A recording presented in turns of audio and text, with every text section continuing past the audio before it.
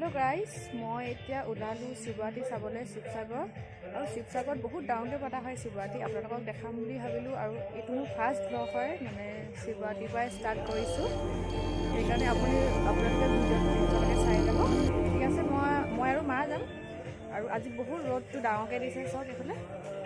আৰু বতৰটো ভাল কাৰণে ভালো লাগিছে কিন্তু অকণমান গৰম হয় আৰু তাত কাৰণ বহুত ভিৰ হয় তাত শিৱৰাত্ৰি কেনেকৈ হয় আপোনালোকক দেখাম এতিয়া আমি ওলালোঁ মা